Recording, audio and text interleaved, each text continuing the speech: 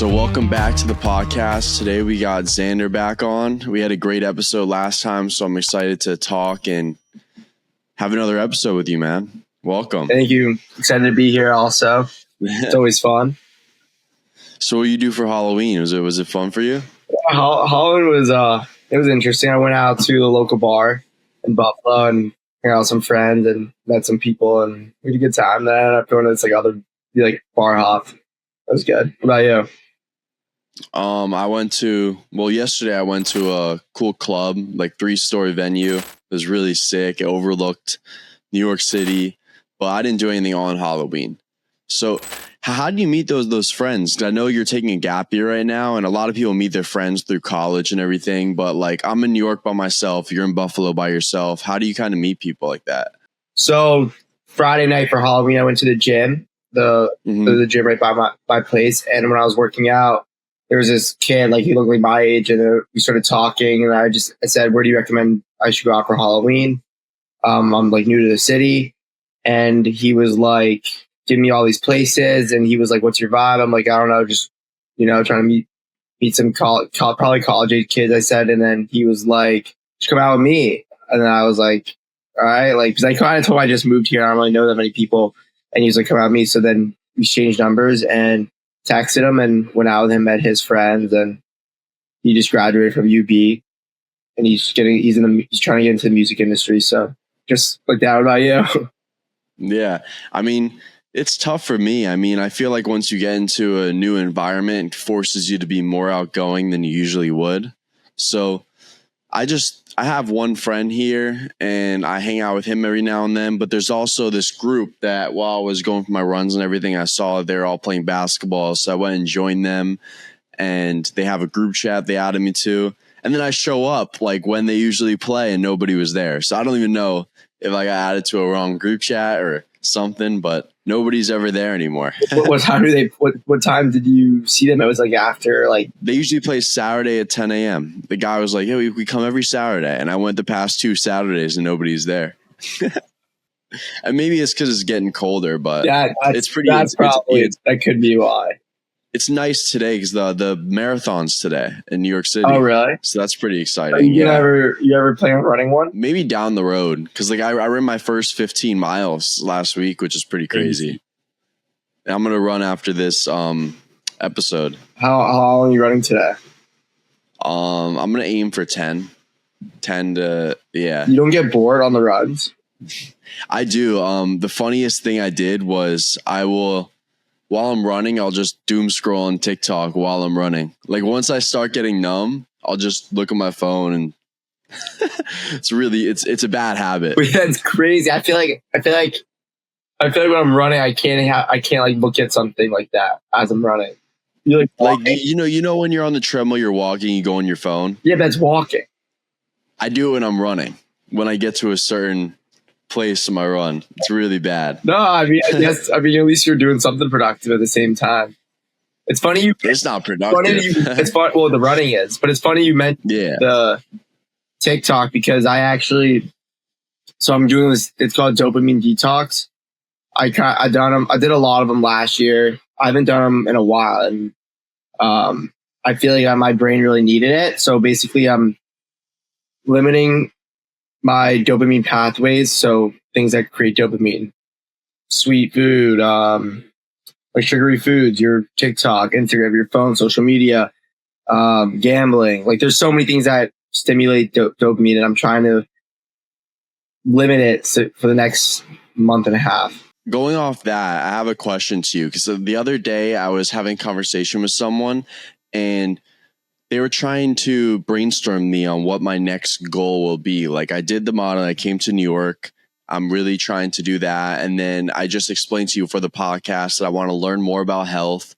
What is your advice to people to find their next goal? Because it's so hard once you complete something, you're like, oh shit, what do I do now? You just threw in this new challenge you're taking on. And how do you brainstorm those challenges and the things that trick your brain and make you work hard at something? I would say it's for my long-term goals. I want to become a doctor, not only just a doctor, a great doctor. I want to really change people's lives. And so that goal requires a lot of focus, and I need to score very high on my MCATs, which I'm studying for now. And so I was just so distracted by all these other things. So in my head, it was like, if I want to achieve this goal, what can I do to stop being distracted? Like I'm constantly distracted. I have ADHD, so it's even tougher for me. So abstaining from like social media and things that kind of distract me, I felt would be very helpful. So it's like kind of like a long-term vision is what I'd say. Like your long-term vision is what? My long-term vision is, I just want to, I guess like whenever someone asks me what I want my purpose to be, I just say inspiring people through the podcast. That's really what I try to do, or inspiring people in life. But I honestly don't know what I want to do. Like I haven't figured that out yet. Like I know you're like doctor. In a way, I don't know. Yeah. Like you don't need to know. I don't think anybody knows until you just start doing. Like for example, you said you want to get a job in like a healthy in the health industry. I want to learn more about what goes on behind the scenes at seed oil free restaurants. That's what I want to do right now. Okay, it's a very specific goal. So, and like you said, and you're going to do that by working in one of those restaurants in order to learn about it. And so that's your next step, and that's a great idea. You want to learn how to run a pizza place, you got to become the janitor because you see it from ground up. I remember when we used to talk, when you were on the podcast, you were always about sports medicine, and now you're doing dermatology. What changed with that? Just the opportunity that presented itself. I got an opportunity in derm. Obviously, I have connections into derm, but I find it very interesting. I'm still not going to shy away from sports medicine. This is just right now. I'm interested in health in general, like the well-being. But sports medicine, I definitely am passionate about. So it's not like it's not there, but I'm just trying to get it. I haven't applied to med school yet. So when I'm in med school, that's kind of when you figure out what specialty you want to go towards. But first you get in and then you figure it out. So it's not like that's out of the picture. You know what I'm saying? Yes. And are you still passionate about UFC? Yeah. I was about to say, yeah. I train every day. Actually, I haven't been able to train that much in Buffalo, to be honest. I was at a gym in Chicago, and since I came to Buffalo, I haven't been able to like train, but I've been working out, been taking care of that. But what I was gonna say is like my dream is to become the UFC ringside doctor or like the physician. That's still your dream. Yeah. And to do that, usually they want you to be like an orthopedic surgeon, or I don't know about general physician, but you got to have sports medicine. You got to specialize in sports medicine. So, that's kind of why I'm still holding on to that. And plus I find it interesting, but that'd be a really cool job, I think. Yeah, it would be. That's a really cool dream to have. You've had that dream for years. Yeah, it's been like 4 years when it just like was like, oh my God, this is what I want to do. Remember when you told me you gave me advice going into college? Remember that? Yeah. That you said like what to expect, how it's going to go and stuff like that. What's your advice for people going out of college? Because you're going out of college, you're taking your gap year, and you have a connection. Like, what if people don't have that connection? What do they do? A lot of people don't. And it's not easy for sure. I would say my best advice was don't compare yourself to anybody else. Like, you're truly just on your own path, and you have to focus on yourself. It's a time where you need to be selfish in a way. You need to be selfish, and you got to care about you. And having doing many different things at once and focus on like many different things is not that productive. You need to be focused. You need to take care of yourself physically, mentally, and then it will all come together. But worrying about everybody else and this and that and getting jealous, it's not. I think it's not productive, and it's gross. Like, you should be happy for your friends. You should be happy for people around you, and that energy will lead to success. That's really good advice, honestly. And I feel like a lot of the people who are around my age, it hasn't hit them yet that once they get out of college, the real life is going to come. So when did you get that hit? Like that bullet that you're like, oh shit, I got to start figuring shit out. Yeah, that's good. That's a great question. Senior year, when everybody was starting to like, all my friends were applying to jobs and getting their responses back, and it was a lot of soul searching, like figuring out exactly what I want to do and if it's the right path, and I all those things were confirmed because it's a tough path. So you like really think about it. And you're like, oh, is this it? When it gets hard, is this what I want to do when it gets hard? But yeah, it's the end of senior year, right before you're about to graduate. It's like, this is real.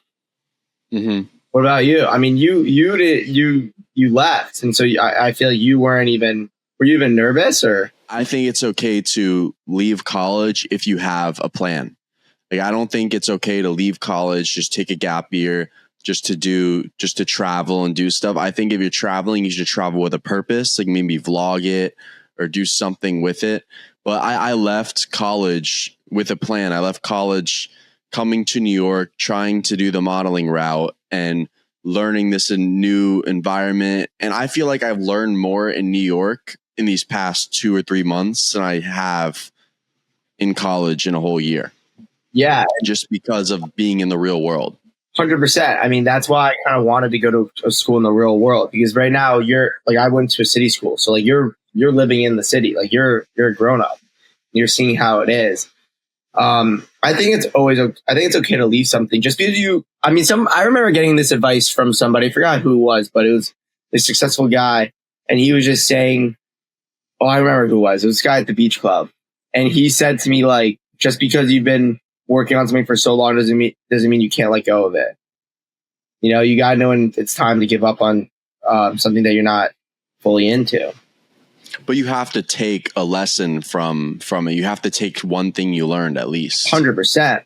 100%. But he was just saying, like, because I was asking for advice for med school and everything, and he was just like, if this is not for you, like, don't do it. Like, just because you did 4 years of rigorous undergrad courses so you could apply doesn't mean that you have to do it. And I mean, I remember him saying that because he was like a big businessman, and he was just like, if you want to make a lot of money, don't go to medicine. But I obviously want to do well, but it's not all about the money for me. And so I heard what he had to say, but I disagreed. Like, obviously I want to do this, so I stayed with it, but I understood what he was trying to say. Like, it's never too late. Like, if you want to switch. And whatever happened with that one mentor you had? I have a lot of mentors. Which one? That one guy. I forget, like a funny name or so. Steve. Yeah. No, he's the man. He's a character. You would actually really like him. Yeah. He's nuts though, but he's a good guy. I remember Steve. Yeah, he gave me a lot of good life advice. It's very different. Like, he came from nothing. Yeah. I'm very fortunate for the experiences like I've had in my life. So I feel like it's hard to relate. But the message is good. It's just like, don't give up. He's very big on doing things with purpose. He's very big on, like you were saying, like working from the bottom and working your way up. Like, if you want to learn something, start from the bottom. Don't try to cut corners and skip it. The only annoying thing about that is being impatient. I mean, the thing that sucks with me is sometimes I feel like I'm behind. Like, I came to New York, I'm doing this, and then I'm going back home. And since I want to learn more about health, I'm going to get a job. But in my mind, like, I'm comparing myself to other people in high school. Like, I mean, there's kids in high school who would be working the same job as me. So I feel like I'm behind, but at the same time, there's people who go all the years of college and then come back home and get a job. You're spot on. I think that's a lot of people, because I mean, like, the reality of it is we all like to compare ourselves. Like, it's just it's the nature of being a human. And it's kind of like, when you get those thoughts, stop it, like stopping them and focusing on, like, that doesn't help. Focus on what you can do today to, like, push you towards your dreams and your goals. But, like, most people don't even know their dreams and goals. Like, sometimes I don't even know them. Like, so they change. And so it's having a plan and staying focused and determined. There's this new, I think it's a book, but this psychiatrist or psychologist, I forget. She, there's a quality that she found that it's like most successful people in the world have, and it turned out to be like grit, which is like the combination of perseverance and I forgot the other one, but I'll find it. But it's a really interesting book. I didn't read it. I just really interesting like cover of like I read about it, and it's the most successful people have grit. Well, here, let me actually find it. Okay. Passion. Yeah, that's what it was. Passion and perseverance. So you have to be. Those are the most important things. Yeah. So the most successful people they're passionate about something, and they have this perseverance about them, and that's what makes somebody usually very successful. Those two qualities, which is really interesting. I've realized over the past few weeks that I don't really have as much discipline as I thought. I really care about my health. And ever since that Utah trip, I just been every now and then, like, well, almost every other day, like every other 2 days, I'll just cheat and like eat like shit. And then I'll go run a bunch of miles. So it cancels out, which is really bad. But even when I want to stay healthy and stay disciplined, if I don't need to, like if I'm not gaining any weight, I won't. Like if I'm eating like shit and then I see that I still look the same because I'm running so much, I won't eat healthy even though it's the right thing to do. But right now, I could stay disciplined really short term, but once I see that I have like my dream physique and everything, then I'll fall off the wagon, which is really bad. Like when you say you're cheating, like what's your cheat meal? Like a whole crash out day. Like it's really bad. Like what? Like cookies, barbecue, sandwiches, everything. You name it. It's really bad. It's not that bad. Like that's what I'm trying. Like that's because you became too extreme. Like you became too extreme in the sense of like your diet. Like you're restricting yourself. Like you shouldn't look at it that way. You should look at it as more as like, how can I sustain this long term? And just like, dude, I don't think like that. And like, I'm in pretty good shape. I mean, I'm not in my dream physique, but what you're saying about discipline is like, dude, you're fine. Like you're normal. I mean, you're better than normal. Do you know how many people are obese in America? Like the fact that you only have a 6-pack, you're like 1%. I forgot the statistic. You're like a very low percentage of males that have a 6-pack. So you're being too hard on yourself. I think that you need to find something that's sustainable long term. For example, if you want ice cream, dude, have ice cream. Like if you want to have a cookie, have a cookie. But as long as you're staying consistent in the gym, staying consistent with running, and you're not eating that for breakfast, lunch, and dinner, you know, like, and it's more about calories consumed than I think, than what you put in your body. I mean, what you put in your body makes you feel a certain way. So okay. Yeah. Like if you eat a bunch of shitty foods, you're gonna feel like shit. You have like 2 healthy meals, and then for dessert you have ice cream. You probably won't feel like shit, and it's just the calories. It's just if you burn more calories than you consume, you're gonna be in a caloric deficit. You're gonna lose weight. So if you want to have a cookie a night, do it. Like don't feel bad about it. I'm talking like 5-6K calories in a day. 1,000? Yeah, like maybe more. That's crazy. Long term, I know. Long term, that's not sustainable. If you do that long term and you run 10 miles, I guess maybe you'll be sustainable. But 10 miles a day is not sustainable either, is it? I know. That like it's stupid. It's stupid. It's because I just like once I do one meal, I just can't control it after, which is like not disciplined. Yeah, because you're throughout the week, you're like you're disciplined in the sense of like, oh my god, I have to eat this way. I have to eat this way. Like if you don't do it as extreme, it's more of like, oh, I can't wait to eat this. Like my breakfast and my lunch are super healthy, but it's not like, oh, I have to eat this. Like I'm so. I know it's just tough for me to like just do it and then not keep going after. Well, then you have to stop doing like cheat days and make every day like in a way a cheat day. Yeah, like balance it. Yeah, like be healthy, and like if you want dessert, get like a low calorie ice cream or low calorie cookies. You know. Yeah, and then make sure you stay within your like a reasonable caloric intake each day. I get it. I have a question to you about this topic. I asked this to my other friends one time. If inside your mind you had your dream physique right now, would you still work as hard?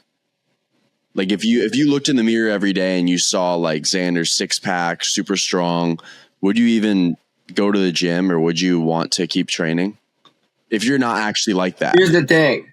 I think that if you, when you get to that type of physique, the reason you're there is from years and years of consistency showing up at the gym and doing the things you need to do to get there. So at that point, the people that are that ripped don't look at it that way. They look at it as like a lifestyle. Like even us, I feel like we're at the point where like, to me, it's not like a chore to go to the gym. It's like a lifestyle. Like this is this fitness. You would keep going no matter what. Well, what about you? I mean, do you just feel, is it not like a lifestyle to you? Like living this? No, I wouldn't keep going. That's the bad thing. Like if I see myself looking really, really good and I saw in the mirror that I looked amazing and I was happy, I wouldn't keep going. It's really bad. Like to me, it's not a lifestyle yet, running all the time. I just do it to stay in shape, to eat more. Yeah, but that's crazy. The way, like running 10 miles is a lot. Like that's impressive. Like I run like a mile a day. I do 1 mile on the treadmill, 10 minutes, 6 mile per hour pace. Well, the treadmill's tough to run on. I mean, it's so boring. So boring. I couldn't even do it. I tried to do it. I did it for 0.3 miles and couldn't do it. They have YouTube on mine. I just put on UFC highlights. It's because though you're running fast, but it's putting a slower speed. So it's like it takes you longer to reach what you're trying to get to on the treadmill. But you want to know why it's so boring? Why? Because we've been born inside of a society. We've been born in a society where it's just constant and instant gratification. It's just like we cannot focus on anything that seems boring for more than 20 minutes. It's an epidemic. Like if you want to hit a dopamine, you just open up your phone and doom scroll. Like there's just no, like any task that seems mundane, we won't do. Our body just like cannot do it. And it's happened to a lot of kids our age, and it's super sad. Like, I mean, like I said on the podcast earlier, while I'm running, I'll go on my phone. Yeah, because I'm so fucking bored. But back then, things like that weren't important. Like people, like I see these older people come into the dermatology office, and they wait like for 45 minutes in the waiting room without like going on their phone. They just sit there and like they look like. I did not see a kid our age or even under 50 do that because it's a different time. So basically what happens is, I know I've read a lot about this. Our brains like are craving that hit of dopamine. Like they're craving that feeling. So we do everything to stimulate that. But it's all about your baseline. So if you are exposed to a lot of it, if you're exposed to a lot of things that are very, like rewarding and exciting, you're going to crave. When you have to do something that's boring, you're going to be missing that. And so, but everybody's baseline level is different. Like for example, if you don't go for 30 days without doing anything that really, really stimulates you, you will actually find some boring tasks more enjoyable, like reading a book or doing things that you don't want to do. It will be easier for you to get them done because you've reset your baseline levels. You get what I'm saying? Have you ever tried that? I have. And I got a 4.0. I got a 4.0 that semester. I went a month. No, I went longer. I went 10 weeks without any social media. No, I didn't. 10 weeks. 10 weeks. I deleted everything. I didn't go on any social media. Didn't gamble. I didn't, I worked out. I didn't eat any stupid shit. I didn't drink. 10 weeks. My senior year. No, my junior year. End of my junior year. I think the way to look at this is, you could look at it like dieting. You could look at it like health. I went 10 weeks without eating unhealthy. Like that's like someone would say, oh, maybe I can do that. Like it's kind of the same thing with this. It's just, it's a lot harder, but I relate that to it a little bit. Well, you need a dopamine detox then, bro. It makes it literally after you do it, it makes the hard things easier to do. It literally just like, things that I would dread doing. I hated waking up and having to study. It made it so much easier to do that. I hated having to. How fast did it bounce back though, where you got right back to your old rhythm? Pretty quickly. Like I met her, and then I went to work at summer camp that year. Then I came back and I was on my phone all the time. And you think it's because the people around you are always doing it? No, I just think it was like a time to. It was a way to kill time. You know, there's so much downtime throughout the day sometimes. I mean, not always, but some days there's a lot of downtime and you want to fill those gaps with something stimulating. Like, when was the last time you sat and you did something in silence, like you were doing the dishes, laundry, without a podcast playing or music playing in the background. Like you really sat. I used to do all my runs in silence, and I could only go 3 to 5 miles. It was brutal. I mean, it's pretty good. But that's pretty good. I'd say the last thing I did in silence was I usually walk in silence. Like if I have my headphones or my bag, I'll literally just walk in silence, or I eat in silence. Like I really try not to have YouTube playing or anything like that. I try eating in silence. I don't do that, and I'm working on stuff like that. Like recently, I have, but that's important kind of, because now what you're doing is you're allowing yourself to like really be present and think about the things that are important. And when you are always distracted, it's hard to do that. And I say right before bed and right when I wake up, I try not to go on my phone. Like I'll go to the bathroom and I'll just think or sit, because it's the worst thing to do is grabbing your phone right in the morning or right before you go to bed. You're doing better than you think. You're being hard on yourself. Like, I'm curious what time you go to bed and wake up at? Usually, I mean, last night went to bed a little late, but usually I try to go to bed at around 10:30, and I try to wake up early, like 7. Yeah, I mean, that's my body just naturally does that.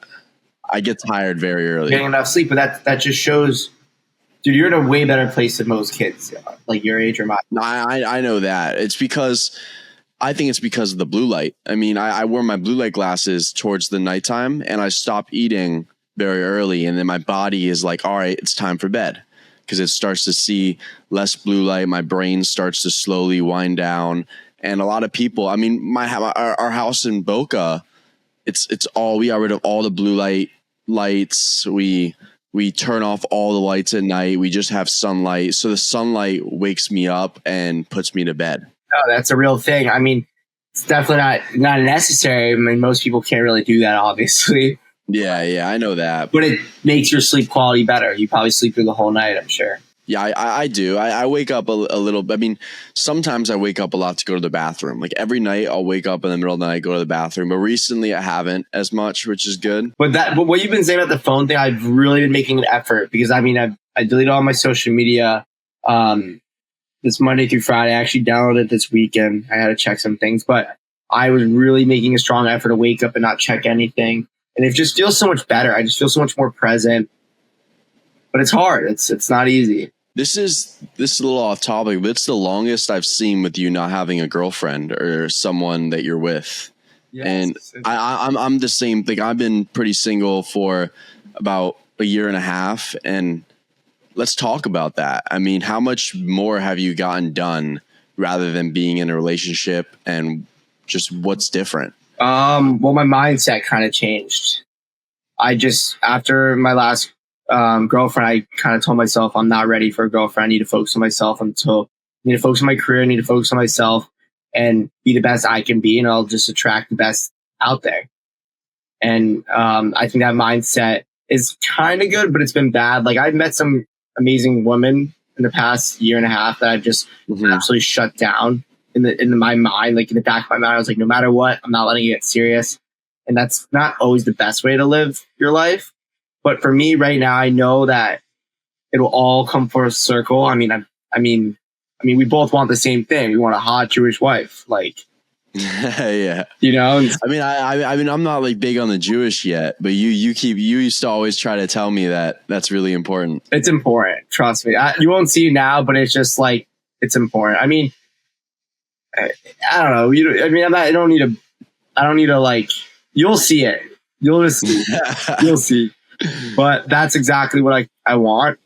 And those girls are not easy to, Jewish girls are not easy to get in general, but a hot Jewish girl, fuck, man, you better be the man. So yeah, I'm just trying to become the best version of myself that will get that. And and also, Tanner, like when you focus on yourself, it's just like crazy how many better options you just kind of level up. Like each girl, you just level up. I'm like, no disrespect. I'm sure they're not watching this. No disrespect to any of my past exes. I mean, they're great, but especially my last ex, she's a great person. Great. She's amazing, but you move on and you try to do better,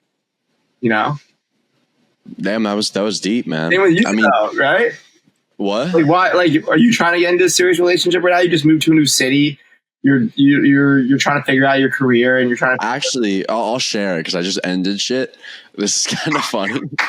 So, I hung out with this girl for like 4 or 5 days, and I get bored of people very, very fast. And she was kind of doing everything that I don't like to be around. Like, she was drinking, smoking, all that shit. Like, I slept over a few times. Like, it was cool, fun. But then, like, I just started to get really bored. I'm like, what am I doing? Like, this is not someone I want to surround myself around. So I texted her, hey, I just want to be honest. I think we're into really different things.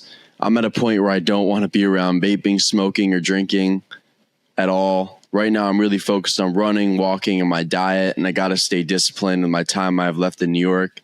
You're genuinely super nice, and I'm glad I got to meet you, but I think it's better if we both find people who match our lifestyles more. Did she respond? Yeah, she said, oh, okay, I understand. That's fair. And then unadded me on everything, but who gives a shit? Exactly. I mean, I love being alone. Like my ex that I had, she got in a relationship like 2 weeks right after me. Like, some people just need someone to cling on to. It's a sense of insecurity.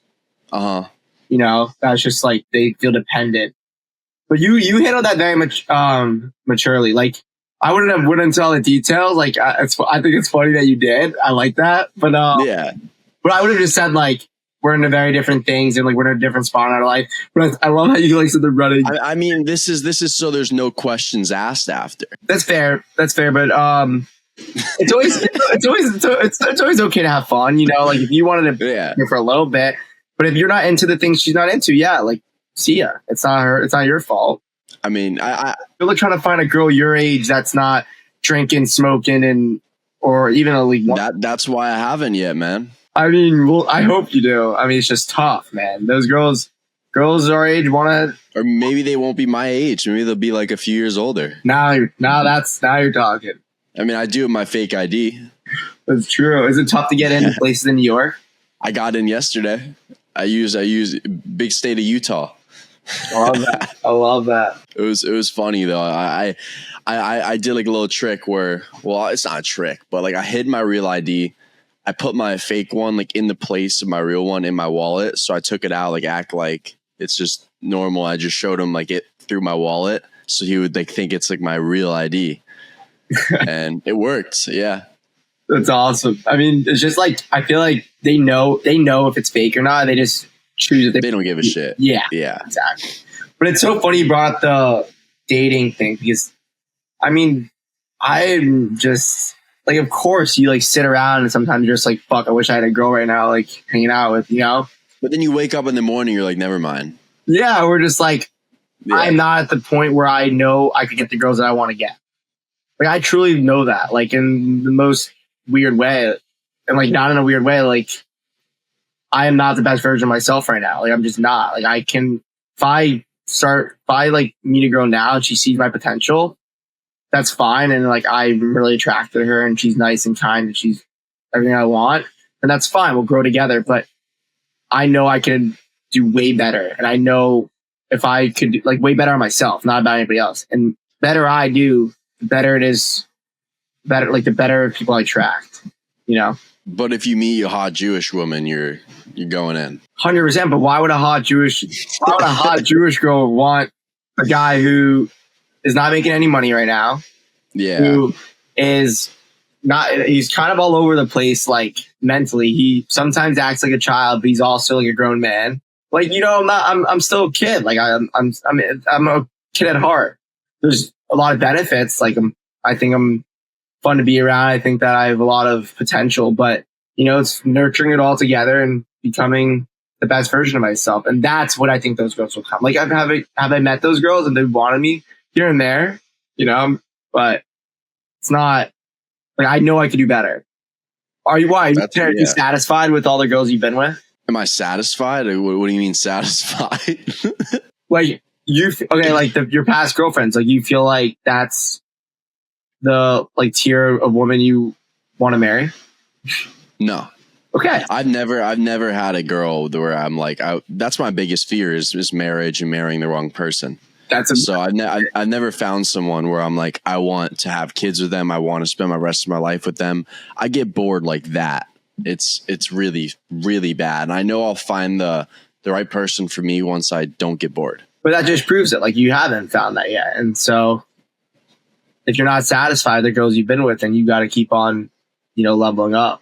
I remember your ex, like you guys there are no problems. It was just bad timing. Yeah, it's not bad time. It was just, I was kind of immature, politically immature, but there's just other things too. No, but there's no problems. I'm not a big problem. Like, you just move on and, you respect their space and you never look back. That's like my biggest thing though, is like if you break up, you break up. Like, you don't do this one day breakup thing. Like, you're done. You respect each other's space and you just fucking work on yourself, That's big. It's hard, dude. Do you know how many times that first couple weeks I wanted to reach out to my exes? It's one of the hardest things to do, but I knew it would save my dignity. But I knew I knew I had a lot of things to work on me and fix those mistakes so it wouldn't happen in the future. And then I was like, all right, better now. No, that is very, very tough. Dude, how many of your guy friends have came to you and said oh my God, we just told you about all the drama about the relationship. They just broke up or blah, blah. And then you say everything you have to say. And then a week later, they say they're back together. How many times has that happened to you? Many. It happens so many times now that I just don't give the effort anymore. Exactly. Mm-hmm. And then I'm like, you're a fucking loser. You went back to her. Dude, move on. You need to, especially when the girl breaks up with a guy and the guy gets back and they're like, oh my God, dude, you're a fucking loser. You need to move on. Come on. Yeah. There's many times where it's just, you don't know how good your life can be by yourself, until you let go for a long time. Yeah. Does that make sense? 100%. And that's what a lot of people don't get. They want that short-term gratitude. They want the short-term feeling better really, really fast. And then when that doesn't come, then they go right back. It's kind of like what you were talking about before about, I forgot what it was. A lot of people want short-term gratification.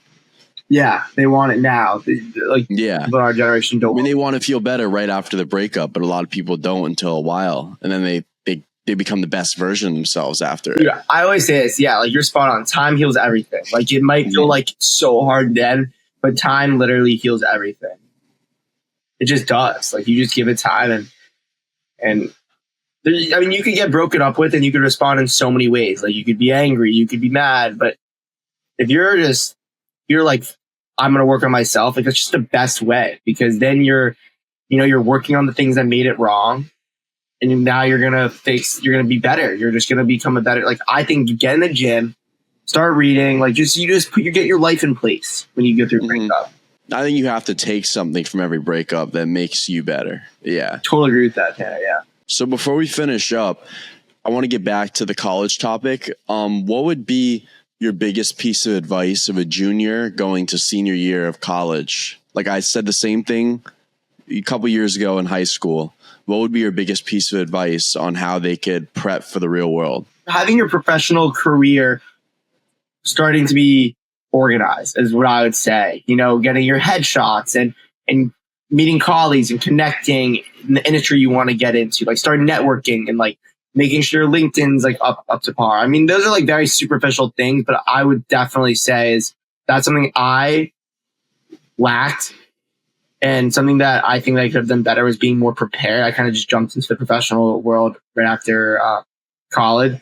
But being ready for that, I think you stand out. That's good advice. So just getting ahead of the game rather than falling behind. Yeah, 100%. Start worrying about it now. Having everything, organized, getting your life structured for sure. There's no more sleeping until 10 and shit, Yeah. It's crazy how long it's been, because I was just asking this advice about high school. Isn't that crazy? And you just got into college and I was in the middle of high school. It's great. Time flies.